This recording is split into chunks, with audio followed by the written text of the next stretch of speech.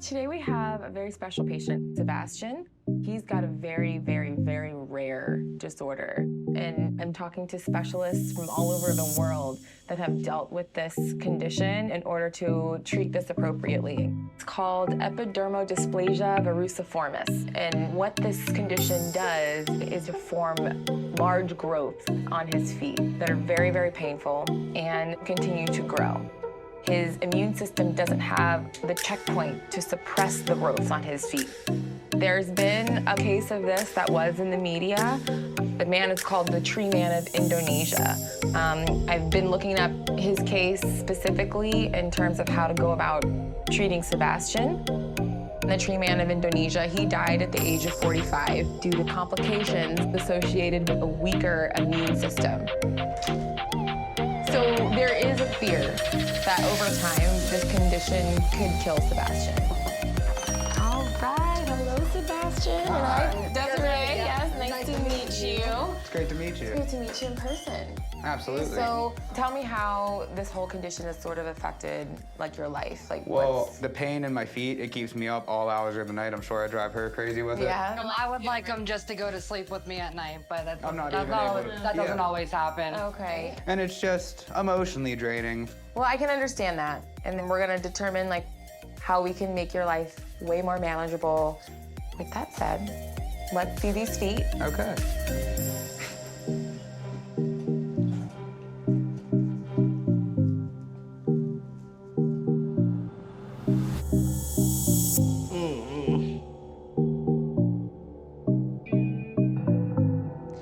I've come across really bad growths before, like really bad, but I have never seen a case like Sebastian's before, ever. Those feet are shocking.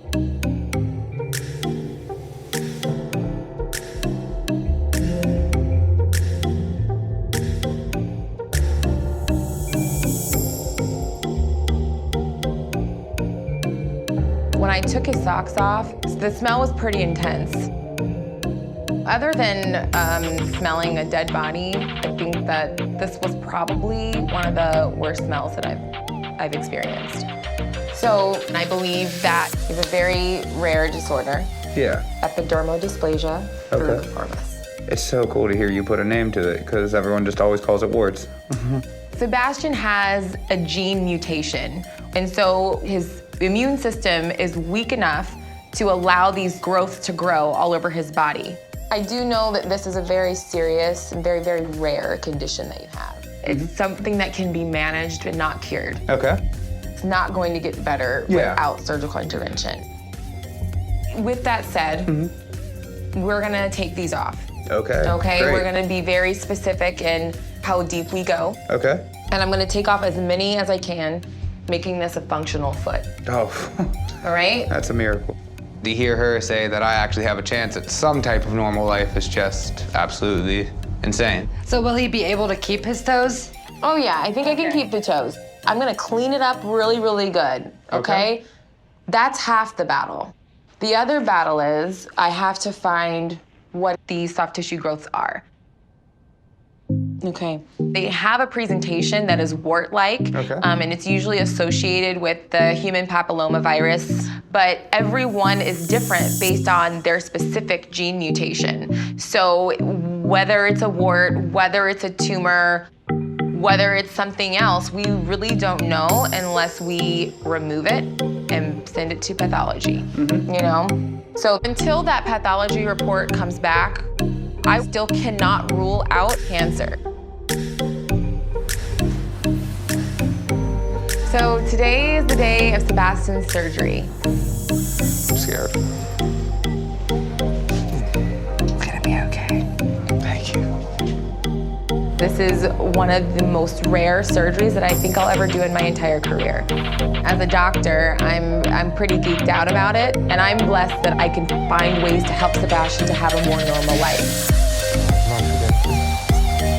With Sebastian's fragile condition of his immune system, he's more likely to get infected by one of us than we would get infected by him. And so in today's case, we're gonna be wearing the hoods that are gonna protect Sebastian because we're gonna be very, very close to him.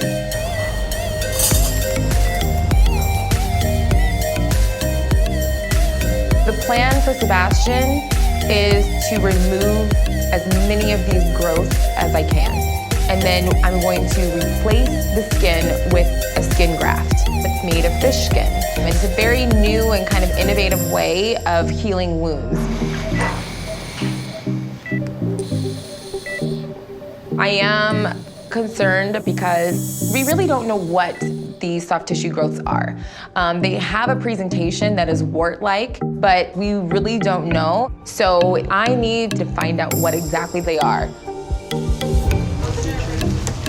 So we're about to get started with Sebastian's case. The lesions don't feel as hard as they look. They feel like just like a soft sponge, honestly.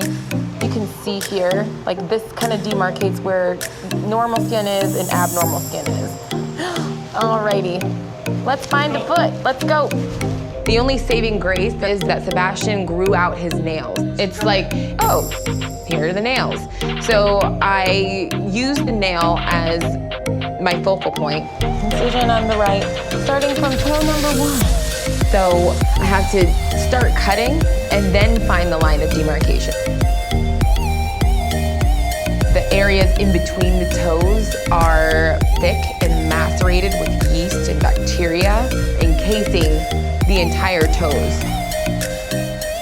Okay, this is huge. I have never taken anything off of someone's foot like this. This is definitely a first.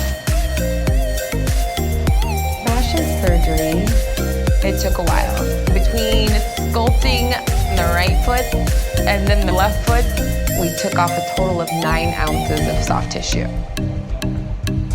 which is a lot.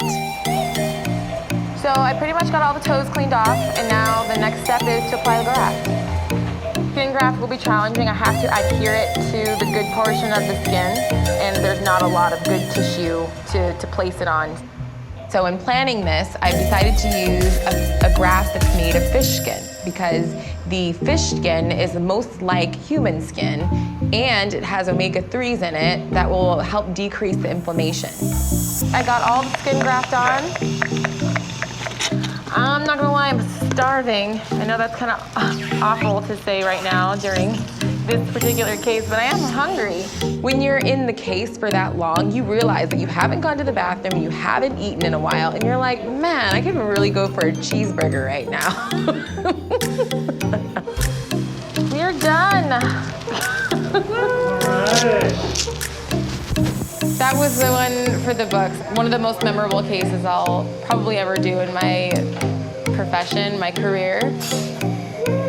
He had pretty good looking feet underneath all that.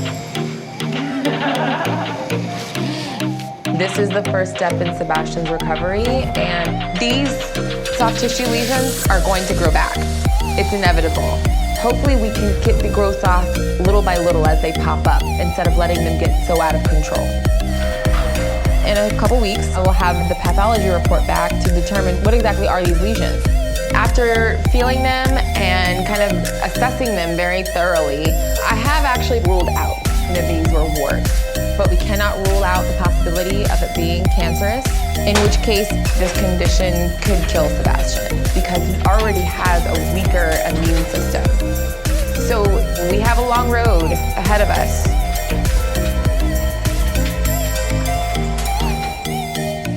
Sebastian unfortunately can't fly back out to see me because of the coronavirus. We had to definitely rule out cancer. So we had to get a biopsy, we had to get an MRI, both of which came back negative. He did send me new updated pictures, so let's see how he did. Okay, this is the left foot, but this looks way better, like way better. I guess he just got out of the bathtub here, he's a little wet. And then let's see the right foot. There was like growth all over here, and this is looking a lot better too. So I'm gonna go ahead and send him a text to just let him know that he needs to just keep up the good work.